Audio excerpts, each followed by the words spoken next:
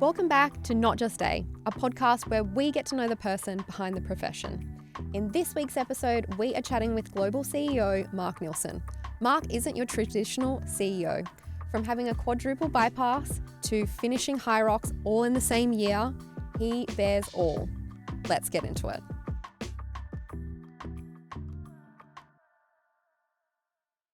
Mark, welcome. Thank you, Mandy. This is such a pleasure having you join us on the podcast because we get to work together every day. Aren't we lucky? We have so lucky. much fun when we work together. We do. We're a bit unhinged, but we have lots of fun. We do. So this is going to be a little bit different because normally when I'm interviewing you or hearing you speak, it's more about, talent and your professional side, but we really want to unpack who you are as a person outside of work and beyond your global CEO title. So my first question to you, Mark, is who were you before you started your career? Let's take it right back. I was a young boy. Yes. Of course. No, seriously. A young boy, a man, grew up in South Africa. Yep. In a, should we say, lower middle class income family. Mm-hmm. Went to public school. Yep. So nothing really exciting or nothing really special. Yep. My passion at that time was judo. I did judo for South Africa. We need to unpack that more. Yeah, we will do that later. We will. That's how I broke my arm, by the way. But anyway, Oh. but from when I was probably about 16, I started looking at getting different types of jobs. Yeah. My first one was working at a nursery. Yes, obviously for the money because that was nice. As a youngster, you had more to spend, but more just for the experience and the interaction with other people and learning new things. So the job at the nursery was fantastic because I got to learn over 2 years all the different types of plants, which ones grow where, and a bit of customer service as well. Nice. Then went on to uni, Mm-hmm. studied accounting, maths, law. Being based in Cape Town, I opened up a beach cafe over the holiday season, Nice. which was really cool because all the other beach cafes were quite boring. So we got this hot dog stand, Yep. and we had cool music. Don't you remember the time Milli Vanilli? Oh, yes, we were I playing do. that and Yeah, that's had so cool. drinks and cocktails and everything going in this Amazing. cocktail stand. We did very well out of it. Yep. I think we made in that time probably equivalent to about $10,000 in 2 weeks. So Yeah, it's not bad wow. for students. Yeah. Great. So that was sort of what my passion was, really either starting businesses or getting involved Yes. and just learning and meeting new people. Then got into EY as an accountant. And at that time, one of my main objectives was to make sure that I was financially secure. Yep. Obviously a gay man. I wanted to make sure that I had the freedom to be who I wanted to be and do what I wanted to do. And I used those skills and experience to travel. Yep. I spent time in the US. I spent time in working in the UK. Came to Australia. Really off the back of the skills, being an accountant, and then moving into investment banking. Yep. I've always had the philosophy in life that as soon as you get into your comfort zone, you got to jump. So, and that was throughout my career. Yeah. And even now, as a CEO of talent, if we don't do if we get into our comfort zone and we don't do things differently, we will not survive. And also, it just gets boring. This is true. Yeah. So, Yeah. cool. That's sort of a bit of background as to a bit more about me and Yes. where I am now. Amazing. Well, there's lots to unpack there. Jiu-jitsu. Was it judo or judo? So you competed professionally? No, I wasn't that good. Oh, okay. It was all the under 18s. Okay. No, for South Africa. So Yeah. basically for the national team. Yeah. Amazing. How long did you do that for? I started when I was 6. Yep. Did it until I went to university. Yep. And then actually tried to pick it up about 12 years ago. Yeah. And broke my arm doing it, so had to stop. And now I'm doing Hyrox with Mandy. Yes, I know. We have a lot of fun. We're not sponsored by Hyrox, but maybe soon if they see this. We're sponsored by talent. This is because true. we're powered by talent. We are powered by talent. This is true. So I want to go back to, obviously you did that incredible interview with Forbes recently around Mardi Gras. And I do want to unpack and share with the audience, your personal story of coming out, and, you're very real and honest about that with us in the office. And you obviously help so many people, mentor them and coach them through, if they're struggling, about coming out. But I wanted to ask you around, your story of being in the finance world and growing up in South Africa. Obviously, it's very conservative. So how did you tackle that or manage that? And then what was the driving force, to make you eventually come out? Okay, so this was probably towards the end of last century. Sounds like I'm about 150 years old, but I'm not. You're 30, right? It's only as old as the man or woman you feel. Exactly. So it was late 90s. I went to work in the UK as a gay guy, pretty much in the closet at work. Outside of work, I wasn't. I was having lots of fun. But I felt at that time it was really difficult for me to connect with my work colleagues because I couldn't be true to who I was. So, for example, we'd be having coffee on a Monday morning, and they would say, "What did you do for the weekend?" They were talking about how they went hunting and shooting and all these sort of things. And I thought, if they only knew, camp attack on Friday, GAY on Saturday, substation Soho on Sunday, they would think, who's this reprobate? So really difficult to tell them really who you were and what was important to you. Yeah. So I then decided, well, whatever role I take on next, I've got to be honest. And I've got to find the environment which actually embraces difference, or just at that time probably just doesn't care. Yeah. So I got a potential job offer from one of my clients, and the last round of the interview I said, well, I'm gay, does it faze you? And the CEO said, well, I'm Jewish and I'm married, does it faze you? Yeah. And straight away it was just like this weight off your shoulders. So often when I think back on it, maybe I should have been a bit more forthcoming as being an openly gay man, and probably most people wouldn't have really cared or probably would have embraced it. But the other thing is, to any young person who's still battling at work with their sexuality, or anything that they feel is holding them back, any societal prejudice, just think about finding the right home for you and the home that suits you. And it may not necessarily be anything being gay or being a person of color or being a woman, but it's just that right home is so important where you feel you can really, really thrive. Yeah. So it's really important that when you research your organization or when you meet the manager who you're going to be reporting into, that you really understand what their drivers are and who they are. Yeah. Do you feel that there's certain questions you can ask them in that interview process? Yeah. To suss that out? What are the key things I would ask? So just in this organization, do you give people the flexibility to make mistakes and to learn and to grow, and do you believe in a change-driven culture? Most organizations will say yes, they do. Yeah. But then you ask them why and what do you mean when you say you are a change-driven culture? Yeah. And I think perhaps it's more, if you are that type of person, working in a smaller, fast-paced environment will suit you rather than working in a big corporate. Yeah.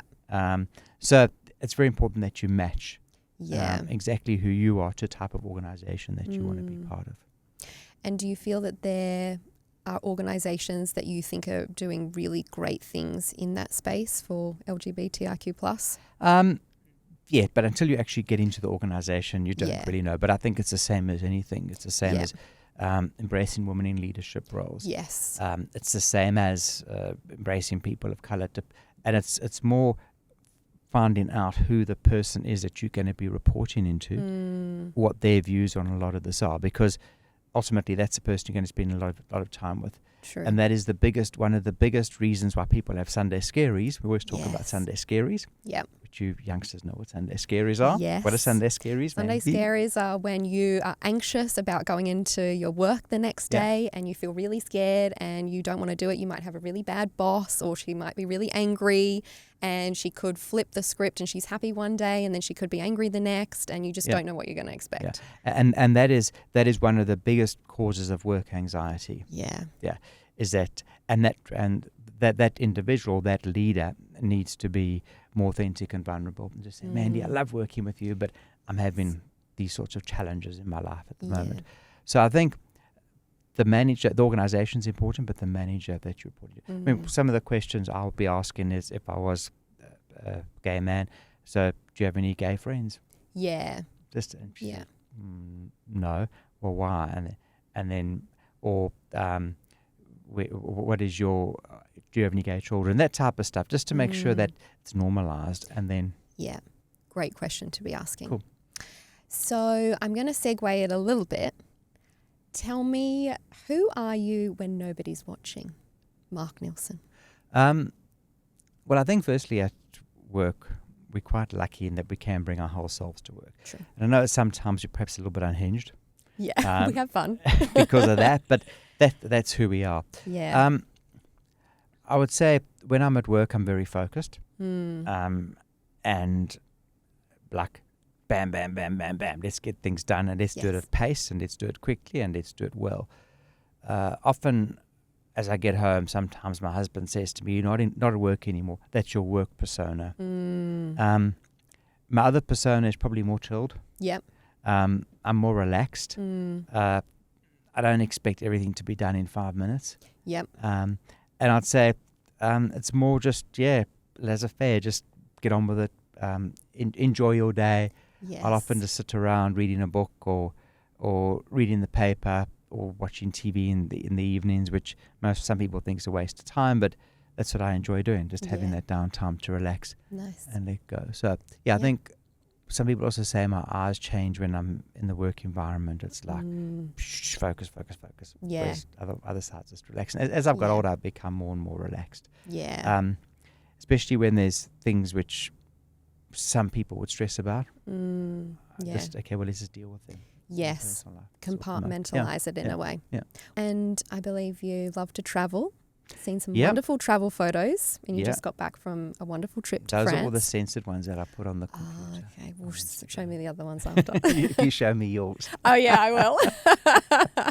Yeah, I do love to travel. Yeah. I think I've been to about 60 countries. Yeah, wow. So I've been there, and what I love about traveling is when you get into the first time you arrive in a place, it's like just such the most amazing feeling and experience that, wow, this place is just fantastic. Yes. And just the differences between. Yeah. And that's why I often say to people in our business, why do you travel? You travel to experience new things. So why at work are you sometimes so set in your ways? Yeah, very because true. Just by talking to the person next to you and find out a bit more about them, you could have some of that experience. Yeah. And that's what really makes, I think, celebrating our differences just so awesome. I mean, often you think, imagine if we all looked exactly the same, we all wore exactly the same clothes. How boring the world would be. Yeah. Now let's take that and push it out a bit. Okay, Yeah. well, let's learn and grow from people around us. Yeah, awesome. What's your favorite country that you've traveled to, and what's next on your travel list? I really like Mexico, Mexico City, because it had that feel of being a Spanish or Portuguese European city. Yep. But with quite a lot of grit and underbelly and pace. Yep. Like a big Barcelona, but with pace. Yeah, awesome. But at the same time, still had that Southern European feel. Oh, okay. Yeah. Obviously, love Portugal, love Spain. Just came back from France. Like France was a bit different. Probably a bit more staid. Yep. And next, I don't know, I think maybe we haven't been to Croatia. Oh, yeah, maybe nice. we do that. Maybe go back to Italy. I do love Italy. Fantastic holiday in Italy. Love And haven't been to Antarctica, so there's still lots of places to go to. Yeah, you can do either the flight or that boat trip to Antarctica. A few options. I think the boat. Yeah. One of the best holidays we had was in the south of Chile, in Patagonia. Oh, yeah. Which you stay in these really cool lodges, and then during the day you do like a 20k walk out to the glaciers. Yes. I was going to ask if you did hiking on that holiday. Yeah, I did hiking. Yeah, nice. But I came back. Yes. I didn't stay out there. No camping. No camping. We don't do camping. No, we don't do camping. We don't do Back to the lodge. Always have our ensuite. Yes. I need a bathroom and bed. Yeah, and a glass of champagne as you arrive back. Yes, absolutely. And ideally Dom. Yes. This is why we get along well. And then I'll be pushing it a bit. Yeah. So my next question was going to be, what is something you're really passionate about? Obviously, we've spoken about travel. Is there something else that, you are really passionate about outside of work? Yeah, I love dogs. I love animals. Yes. Especially dogs. I think whenever we're walking along the street and a dog sees me, it just natural affinity towards it. I think in my previous life I was probably a dog. Yeah. Like a big Labrador. Yes.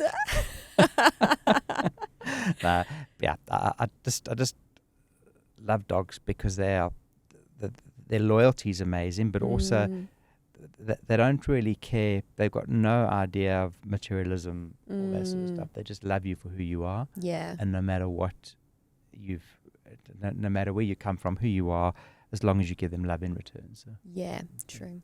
Very good. And City to Surf actually ran on behalf of the dogs. Oh, okay. RSPCA, yeah. Yes. They weren't allowed to bring the dogs with me. Oh, that's a shame. Because it was raining. Oh. Next time, City to Surf, let's lock that in. Yeah. So my next question is, if you could be known for something completely different than what you're known for now, what would that be? So when I was sort of 16, actually younger, I was probably about 6 or 7. All my friends used to, whenever there was like a fashion show or we were in a play, I had to make the costumes. Oh yes. Okay, so I used to make the dresses for them and everything. So I really wanted to get into fashion designing, but as I said, our family wasn't wealthy and it was a stretch to get to university. So I basically had to become a lawyer, an accountant, or an engineer. I was better at numbers than English, so than languages. And engineering was just a bit too butch. Yeah. And like making things with my hands and all that sort of stuff. Yep. So I became an accountant. Yeah.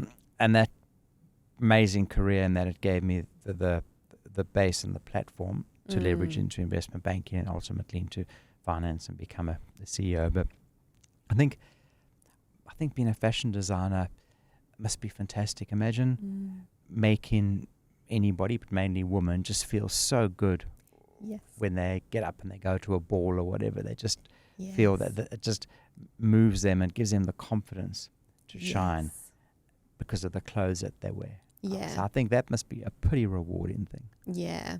So be a fashion designer. Fabulous. And I know that you love the Met Gala. You always want to go. Hey? Yes. We really want to go to the Met Gala. So and a winter, please can you get us tickets for the Met Gala? Yes. Who's your favourite fashion designer? I think from a looks point of view, Tom Ford. Yeah. Isn't he yours from a looks point of view?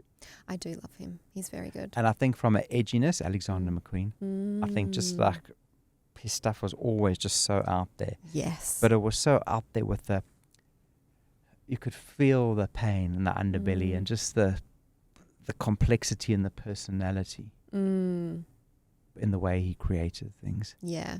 Do you want to elaborate more on that? Well, obviously was a troubled soul, I think. But I think a lot of people who are troubled souls are geniuses. Yes, and I would most agree. Geniuses have got some sort of thing that they've got to prove to the world, or alternatively something that drives them to be so good at what they do. You don't be that successful and that brilliant by being normal. This is true. So, yeah. Cool. So now that we've gotten to know a bit more about you personally, what's a lesson you've learned outside of work that made you better at your job? Yeah. Okay. So I don't know if people know, but I had, take a step back. So I went for a medical, and everyone in all the management team in the business have to go for medicals, and came back and they said, "Oh, you're 55, but you've got the body of a 41-year-old." So I said, "Only 41." They said, "We can only go back 15 years." Okay, so anyway, but they also said your cholesterol's a bit high. So so they said, "Have you ever had a CAT scan test?" I said, "No." So I went and I had that, and it came back that my arteries were like all over the place. They were pretty clogged. So had another test, and then eventually the cardiologist said, "No, the easiest way is just to go have open heart surgery." So 5 months ago, I was April 2020, in March 2025, I had a quadruple bypass. But I knew that the 6th of July I was doing Hyrox. Yes. Okay. And I was doing one of my work colleagues, and I couldn't let him down. Yeah.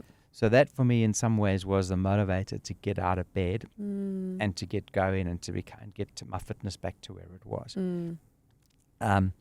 But I think the challenging thing was realizing that you just have to get a little bit better each day. A little bit more, and just keep pushing out of your comfort zone, Yes.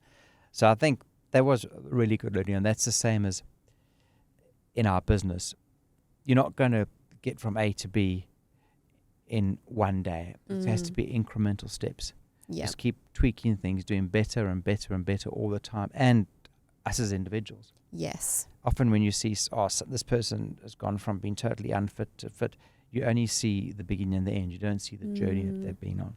True. So I think what that taught me is that, and just amplified for me, was that if you focus on being a little bit better and just pushing a little bit out of your comfort zone all the time, in a year you won't even recognize yourself. Yeah. Great advice. And that was probably one of the learnings from that. I still remember the second day, he had to get out and get onto the chair. I said, "No, let me do what have to do by the third day?" And now you got to go for a walk. Okay, I'll go for a walk today. Yeah. And just accelerating it, and that was probably quite a good learning. Yeah. And it must have been quite scary to learn that you had to have a quadruple bypass at 55, because you're obviously quite young. So how did that make you feel hearing that? What was going through your mind? You're obviously a global CEO. So when it was stressful, but at the same time, I've always had the mindset that it is what it is. You can't change it. Yeah. Just solve it. Yeah. So this became a process. Yeah. It's like anything else. You have something happens in your life, or at work or whatever. It's happened. Okay. Now how do you deal with it? Okay. Well, that's the outcome you want to get to. Okay. How do you get to that outcome? Yes. Bam, bam, bam, bam, bam, bam. So almost like I'd run a business deal or problem at work, where I've got to get to the outcome. Okay, it's going to be painful to get there, but just do it. Yeah. And you were back after 6 2 weeks. weeks. Oh, 2 weeks. Yeah. Oh, yes, you were. You were on emails. Yeah. Well, after 2 weeks, I wasn't. Well, and then just slowly got into it. I remember the first day, to walk up the hill was hard. Yeah, I bet. But all the time, just get better and better. But you were back in the office after 5-6 weeks, which was 3 weeks. Wait, I thought it was 2 weeks. Well, it has been. So it happened I was out on the Tuesday. Yeah. The week after. Yeah. I spent the rest of that week at home, and a bit of the next week, and then I was back. Yeah. Superman. And then you did Hyrox in July. Yeah. Oh my gosh, Mark. So I wanted to ask, can you share a story from your work that perfectly captures how being fully yourself, not just the professional version, has made you successful? Yeah, so I think it comes back to the ability to take away fear, okay, and really to be authentic self. So, and I think there are three little stories that are intertwined here. The first story is obviously, I know what it's like not to be able to be myself at work, and that creates this huge weight on your shoulders. Okay, so how do you let that weight go? Yes. So in our environment, we need to make sure that everybody can be their whole selves, and people really buy into that because it's important. But I think that enhances engagement. Yes. It results in the business being more successful. The next thing is to take away fear of failure. and because I've been scared to fail, and I think that comes back to not being who I was at work, that people may use that against me. So I think being able to spin that and say, okay, well, hang on, if you don't try and you don't fail, you're not going to succeed. Yes. Okay, and I think that's also how always looking to move out of the comfort zone has really, really helped me. And then the last one is obviously, as I said, being authentic and vulnerable. Just be yourself and just tell you like it is. Why are you grumpy today? Yesterday I was a bit grumpy because I was sore from doing that race. Yes. And I was a bit fluey because I was in the rain. Yeah. So Dennis said to me, Dennis is the person who runs the vacuum. What's wrong? Okay. I said, yeah, I'm just in a bit of pain and I'm feeling a bit fluey, but I still love you. Yeah. So, yes. And it's that type of, just have those conversations. Yeah. So it's really how you take away the 3 types of fear. Yeah. And that creates a very inclusive environment where people feel safe. And we're all human. Yeah. We all go through things. Yeah. Yep. It's not easy. It's not easy. Life. Yeah. So what would people be most surprised to learn about what your job really involves day to day? It's a lot of ideation. You've always got to be thinking about new things. It's also a lot of using EQ and your emotional intelligence to try and understand where people are at and how you can take them on the journey. And then probably most importantly, it's balancing short-term, long-term, and the different demands of the various stakeholders within the business. And making sure that ultimately it's almost like the scales, it stays in equilibrium. But think of it of having like 10 scales that you've got to balance all the time to make sure that everybody, and obviously everybody wants the scales to go in their favor. Yes. You've got to balance it and make sure you keep the peace, but at the same time make some of the hard decisions. Yes. And it's having that positive demeanor, because you've got to be able to get everybody going and get the excitement. Sometimes you don't really feel like doing that. Yeah. But you just got to lift. Yeah. And then you also have external stakeholders with shareholders, board members that you've got to juggle. Yeah. So that's really about how you keep everything in balance. Like they want their returns. You've got to have money to invest. You've got to make sure people are happy. You've got to make sure that people are performing. So it's all these different things that you got to keep in sync. It's a big juggling act. It is a big juggling act, but over time you sort of get used to it. But I think the most important thing is to be able to have those conversations and have people around you that are just brilliant. Yeah. Like you, Mandy. Oh, thanks. Yeah, the team is very important. Yeah. Your team around you, for sure. Absolutely. Especially supporting you through, anything that you're going through in life. You have to have that amazing team around you. Yeah. So I think we have that at Talent with all of our senior leaders. We are very lucky. Yeah. Cool. So my last question for you, Mark, is, and I feel like maybe we've touched on this already, but what is your hidden talent? I can remember numbers. I can still I've got a photographic memory for numbers. I can still remember numbers. That's impressive. My phone number from when I was a kid. Oh my gosh. What is it? 7867981. Oh, very good.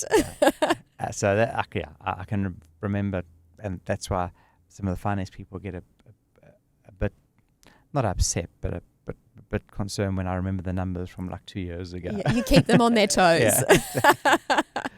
Just touching on juggling, obviously you've got different stakeholders internally, but we touched on board members and investors. Do you change your language, or how do you deal with those different external stakeholders? Like, are you talking differently, or maybe not necessarily talking differently, but how do you work with your board members versus investors? So obviously different board members have different personalities. Yes. And you can probably be, I'm pretty open and real as to who I am with them. So I think they've got to know me over time, which is a good thing. But I think the structure of that is that there's less frivolity. It's more bam, bam, bam, bam, bam, bam. So when we go into a board meeting, I normally have pre-board meetings with them all. Yep. So I make sure they understand all the issues that they've got and where they see the problems, and then pull it all together. So we don't have any curveballs in the meeting. But it's really around focusing on what do we need out of the board. It can be approvals, but it can also be advice, help. But it's normally around, this is what we want to do, these are the approvals that we need. Yeah. So it's really a bit of a discussion, a debating, selling exercise to put our case forward to get those approvals. So that's probably the one key component. There are certain board members who I catch up with outside of board meetings who I've got very good relationships with, and I can open up a bit more with them. Then we get the investor group. So the investor group effectively work behind, so the board members, they represent the investor group. Yes. So that's how that works through the structure of their funds. When we do have presentations to investors, those are very succinct. And they're really, what are the positives, what are the risks, what are you doing, and how you're going to build the business going forward. So it's more building confidence, but at the same time letting them know how the business is doing. Yeah. So those are pretty more impersonal. And then obviously the last group would be the people in the business, the shareholders in the business, the management team. Yes. And that's obviously warts and all, because we've got to work together to solve those various issues and problems, and obviously grow the business and take it to the next level. Yes. So on that, there's obviously a perception that board and investors are quite risk adverse. So how do you juggle if you want to do something maybe a little bit risky with the business? How would you approach that conversation with board members? Firstly, you've got to get them aligned to your strategy. Yeah. Okay. So once everybody knows the strategy, then off you go. Yeah. And you got to, and why the strategy makes sense, and why the dollar you invest today is going to give you X times in a few years' time. But I think it's really over time built that they have the trust in the CEO and the leadership team that the decisions you're making aren't reckless. Yes. Everything comes with risk. Yeah. And in today's business world, if you don't take risk, you'll die. Yes. You won't survive. So it's just how you manage the risk and the quantum of the risk. But given my background as a banker and accountant, I understand the risks, and I understand how you can mitigate the risks by doing a pilot, or starting off small, using one branch to test on, okay, and then building it up from there. Okay. What's your favorite plant? You worked in a nursery. What was your favorite plant that you'd love to put in a garden? Probably an orchid. Oh, yes. Because they're so delicate but yet so firm. I mean, if you think about it, you just give an orchid a few blocks of ice and it survives. Yes. And these buds become these awesome flowers. Yeah. And the vibrancy and the colours. Yeah, nice. Good to know if you're sending Mark Nielsen flowers. Orchids, guys, orchids. Also, they don't die, whereas cut flowers, well, they do die, but they last a few months, whereas cut flowers die straight away. So. Yeah, nice. And what flowers do you like, Mandy? I like hydrangeas. Okay. Yeah, I think they're so beautiful. I'd love a garden one day just filled with hydrangeas. What colour, the blue ones? The blue, but also I love like lots of colour. So I'd love blues with the pinks. I don't know if they actually come in any other colours outside of blue and pink. Oh, and white. I think it depends if you put them in acidic soil or in alkaline soil. That's what changes the colour. Oh, okay. And then I have heard that you can add dye into the soil and it'll turn the flower that colour. So if you add like a red dye and you plant a white hydrangea, it could potentially turn it red. Is that true? I don't know. I've never tried that. Oh, we might have to put it to the test then. So that's a new job for us to do? Yeah. Experiment? Cool. Cool. Awesome. Good. Well, thank you for joining me. It was wonderful to get to know the person behind the job title. Obviously, I'm very lucky because I know you quite well and we've worked together for quite a few years now. But great to share your story with the rest of the world. And thanks for joining us on the couch. Well, thank you, Mandy. This is an amazing initiative. And once again, as I've said to you so many times, your growth and your change in the way you've built yourself and enhanced your professionalism, but also your true personality comes through every day in what you do. And you're a legend. Thank you. Thank you. Thanks for all the support. Cool. Hey guys, I'm Amanda, the host of Not Just A. This is a brand new podcast, so hit that like button, subscribe. Feel free to share it with a friend. If you're loving the content, please feel free to drop us a comment. We'd love to know who you'd want to hear from in the Australian business scene behind the job title. Let us know.